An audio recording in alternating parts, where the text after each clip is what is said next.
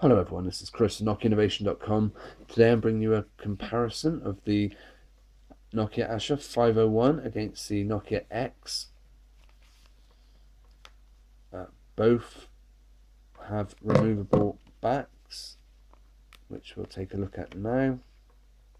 The 501 has a little button you push in, while to remove the back from the X you have to put your finger in the micro USB slot and push the back. That releases it quite easily. Both have a removable battery.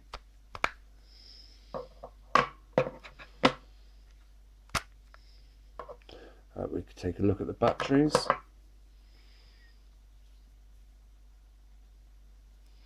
The Nokia X has a 1500 milliamp hour one, while the 501 has 1200 milliamp hours.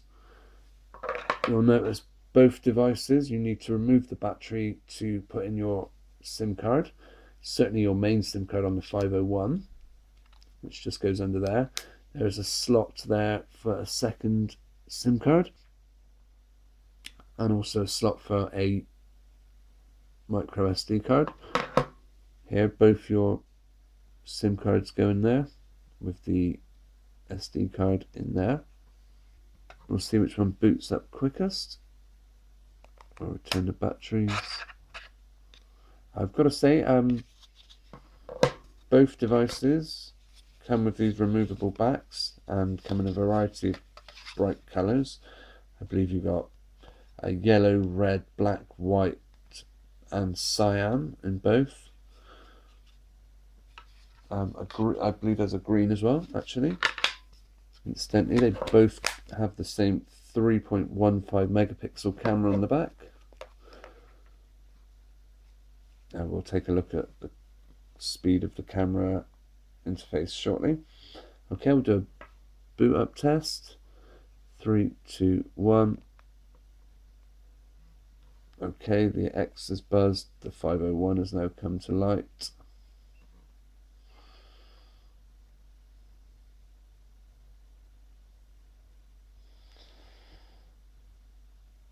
Both devices cost around about £100 when they were launched. I imagine the 501 has probably come down in price. So, while the X is still relatively new, hasn't been on the market particularly long.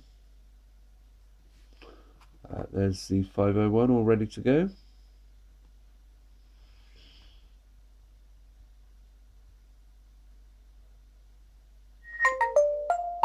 There it comes, the familiar theme tune.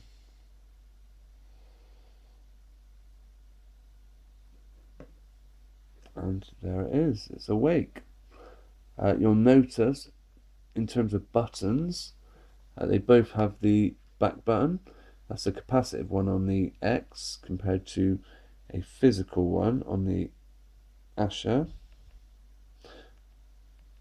And that works as an on and off button, whereas that doesn't. And they both have the volume up and down and power keys. No camera keys on either devices. They both come with double tap to wake, which I don't always find works that well.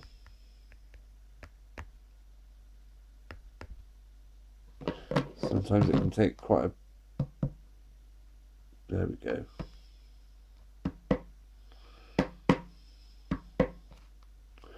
Okay, and both you have to slide away the lock screen. I guess there is some argument whether you would consider the Nokia Asha 501 a smartphone. Nokia do, but others don't, and I can understand that. While the X is, due to the fact it's running on Android 4.2, it's more widely accepted that, yeah, it's a smartphone. They do both have app stores. We could take a look at them.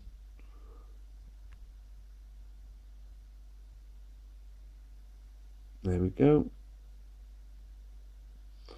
The X loaded up its app store a lot quicker. Just show you the drag down menu to prove that they're both connected to the same Wi-Fi. There we go, and in that time the 501 App Store booted up, right? They look fairly similar from the start, but we'll do a search for something. What's a popular app? Messenger for. There we go. Oh.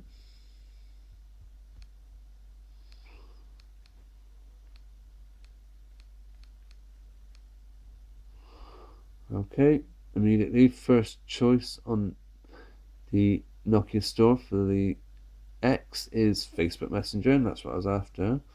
You get WhatsApp S40 Messenger on the 501, but that is it, I'm afraid. You can access Facebook chat from the Facebook app on the 501, but it's not quite the same. You will notice along the top you've got 11 results in the Nokia store, and you've also got 2 results in the One Mobile Market. That's because I also have the One Mobile Market app store installed on this. If I had the Yandex store, it would also tell me how many apps come up. An awful lot more apps available for the Nokia X, and as I said, you can install multiple app stores, whereas you are limited to what you can install from the Nokia store on the 501, which is pretty much S40 apps. You will notice swiping away, if we look at the interface, both have this fast lane. We'll reopen the store on both. As you see, it works a lot quicker on the X, and that's because being Android, it can run apps in the background. Traditionally, the Nokia X doesn't have the multitasking screen, but using an app you can install it. Both allow you to swipe away from the edge of the screen. It's the case on all apps. It's the main way of getting back to the home screen on the 501, whereas with the X, it's only for devices built by Nokia, it seems to be, or available from the Nokia store. If I open up YouTube, which I got from the One store, you will see it doesn't let me swipe things away. If you want to go back to the home screen, we'll open up gallery. If you want to go back to your home screen, there's no home button, but long pressing the back button will take you back there. Right, we will see which one opens up the camera app first. Okay.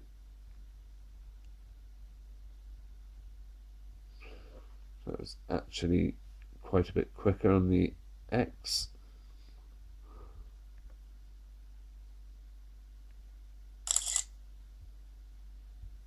We need to take a picture of something, don't we? Let's take a picture of that, of the device.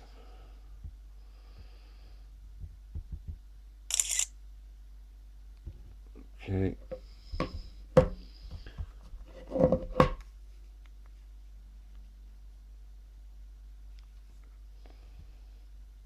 Let's take a picture of the Asha.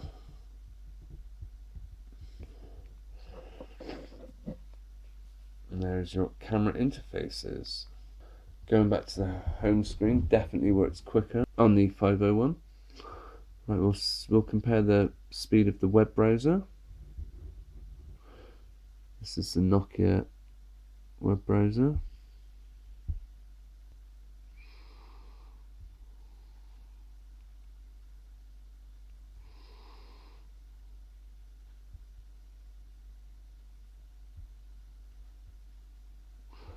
Loading up the Nokia Innovation page.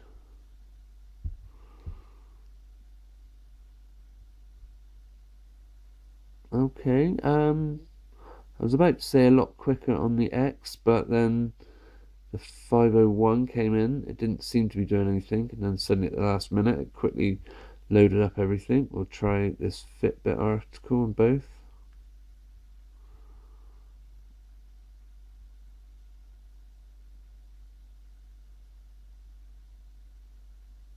bit quicker on the on the 501 actually.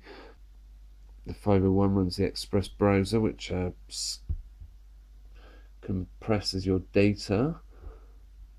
Well, the X just calls it the Nokia browser.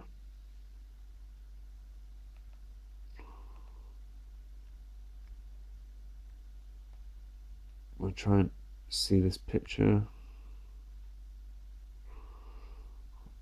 Okay.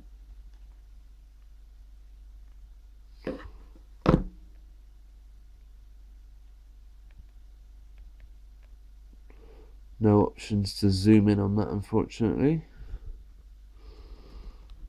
Both these devices come with mixed radio.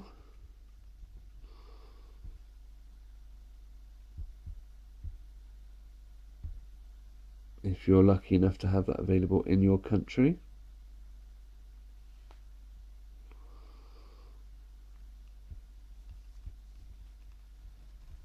On the Asha 501, you've actually got a store available where you can search and download music and purchase, which is separate from your mix, whereas the Nokia X has the play me button, it has the offline mixes. Yeah, you can save mixes offline here, but there's no play me button, which is a bit of a shame. Let's take a look.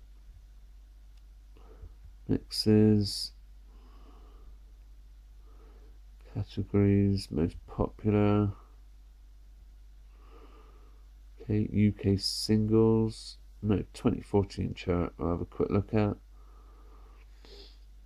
And this would be a good chance to try the headphones. Try the speaker. Here is the X. What a terrible song.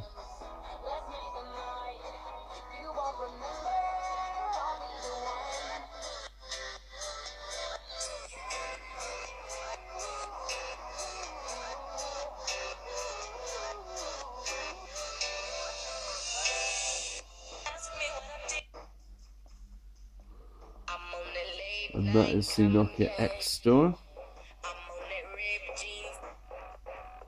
both of which can be controlled from the fast lane.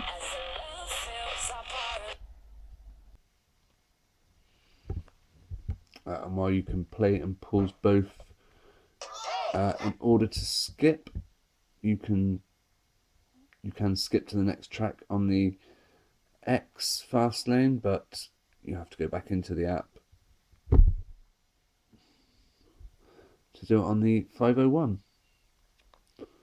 Okay, well, in summary then, I think we would say they look similar, they were priced similar, very similar cameras, but very different devices. One thing to bear in mind, while the Nokia X has 512 megabytes of RAM, the Asha 501 has just 64 megabits, so that's something to remember. And in that time, on the couple of things we compared, there's not a huge amount of difference in speed. There was comments that the Asha 501 was priced too high on launch, and I think I'd agree with that. While I think you could say £100 for the Nokia X is actually pretty reasonable. I'd be interested to hear your comments and opinions on these two devices. Don't forget to subscribe to our YouTube channel in order not to miss our future videos. Thanks for watching. This is Chris from NokiaInnovation.com. Take care. Bye.